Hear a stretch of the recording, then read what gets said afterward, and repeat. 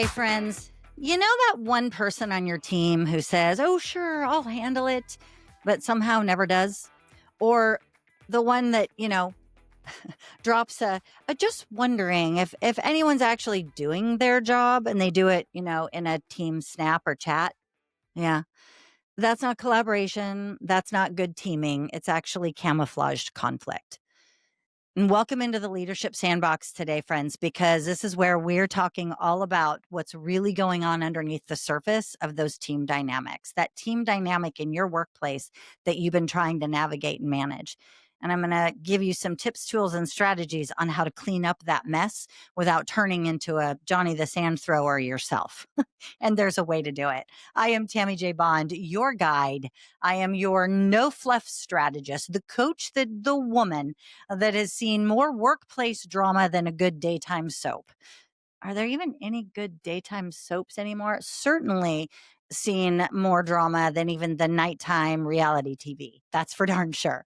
And today we are pulling back the curtain on one of the most toxic and yet oh so common things.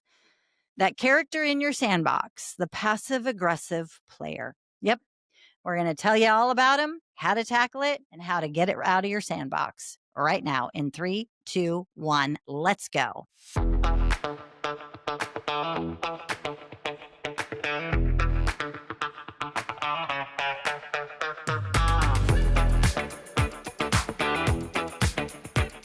So here's the truth about passive aggressive behavior.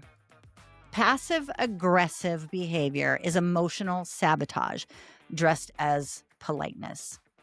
And leaders who ignore it, y'all, you're not keeping the peace. You're actually preserving the problem. And it's one of the biggest problems that I hear people don't know how to tackle in the workplace. They don't know how to confront it. So a lot of times those passive aggressive people are also really great at documenting or running to HR. And then they don't, then no one knows how to handle it because they think, oh my gosh, how do I ever get rid of this person? And according to research out of Georgetown University, 80% of employees admit to witnessing passive aggressive behavior at work, and 52% say that they've been directly targeted by it. So let that sink in a minute. 52% of your people say that they are directly targeted or have been directly targeted by passive aggressive. Over half of your team may be spending mental energy decoding the tone, the mannerisms, instead of doing their job. They're trying to figure out how to navigate the walk to the coffee pot, the walk to the break room, so they don't have to deal with that passive aggressive person in the workplace. And that's a lot of mental energy. And right now, we don't need to be spending that on something that truly is your opportunity to solve. Passive aggression is like leadership quicksand. And the longer that you choose to ignore it, the deeper everyone sinks on your team. And so you got to ask yourself, am I ready to make a change? Do I even recognize it myself? Am I supporting my team to help them not have to feel like they got to duck and cover to avoid it, to get around it, to deal with it? Because a lot of times I've also seen those very passive aggressive people can be the leaders or they can be top performers. And I think that's partly because the passive aggressive ones that are the top performers have pushed down on all of the other people on the team, so they don't even want to, right? It's actually about control for them. It's not the conflict, it's the control. Passive aggressive people avoid direct confrontation, but they still want power. And their silence, their sarcasm, which is really just pent up hostility, or their forgetfulness is just their way of pulling strings and being the master puppeteer in the shadows for everybody else. And your job as the leader is to call it what it is. How do you do that? Well, you don't tiptoe. You don't tiptoe through the tulips, as the song says. You don't over-explain it. You say, I'm noticing sarcasm when we talk about deadlines. Help me understand what's really going on. I'm noticing sarcasm when we talk about that individual. Help me understand what's really happening between you and that individual. I'm noticing sarcasm is not one of the values that we espouse to actually want to honor and to be known, seen, and celebrated for. So I'm curious what that pent-up hostility is that you have going on. And yes, I'm going to say it just that directly. And yes, HR, we can say it just that boldly. And then you follow up with that email. Same process. It doesn't change. And if you don't feel that you can confront the individual that you think is being really passive, even if it's the leader of the team and you're a middle manager and you've got someone above you that's super passive aggressive, friend, you have two choices: confront it or let it confront you all the way to the door as you leave.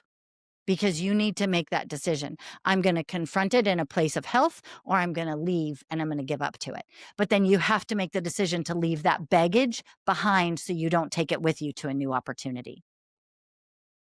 It's really about exposing, right, a behavior versus being worried about accusing somebody of something. Tie the behavior to the value that we say that we want to honor. And if that behavior isn't lining with it, isn't aligning to it, then you want to expose it in that way.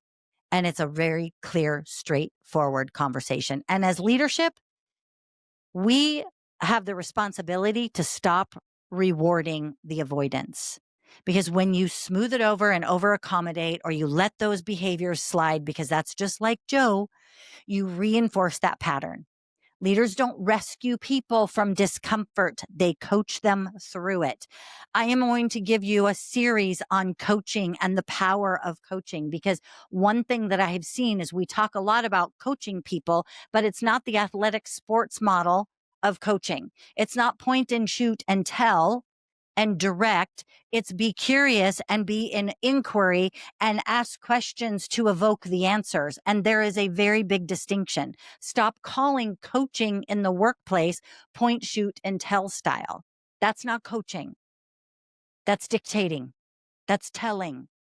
Coaching is asking, is being curious, is pulling out of people the answers to the questions that will help them up level, upskill themselves. Yes, you can use the SBI+E model. You know, that's my favorite one. Situation, behavior, impact, and expectation. Great way to confront. For you in middle management and you have a leader above you that's playing this game of passive aggressiveness, similar to a Dorothy the Destroyer in the workplace. Oh, they're so bad. You have the opportunity to go in and say, hey, here's a situation that I'm noticing, and these behaviors, I'm not seeing where they line up to our values. And I'm curious, how would you go about approaching these when they have the impact that's causing others to shut down? Now, I'm not saying to said leader, hey, Joe, you're the one that actually is passive aggressive, and you're the one that's acting like Dorothy the Destroyer, and your behavior isn't lining to the values that we have. No, no, no. I'm actually going to turn it back on them and say, so when we have someone on the team that's not aligning to the values that we have, and here's the behavior that I'm seeing and the impact of that, how would you set an expectation?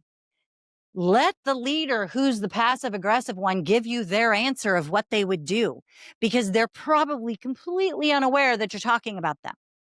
And then you have your framework to present it back to them. It's really quite lovely when that happens. It's called you getting clear and bringing the clarity to the rest of leadership about the behavior that we're going to change. Passive aggression is the leadership leak, right? That you can't afford. You got stuff pouring out. You got to contain it. And the way you do that is to confront it. The more you let it go on, the worse it gets. And pretty soon, every sarcastic jab and silent treatment or accidental oversight drains your team of their trust, which is the one commodity you cannot afford to lose. And when that's broken, it's just like your water faucet's left on and it's just pouring out.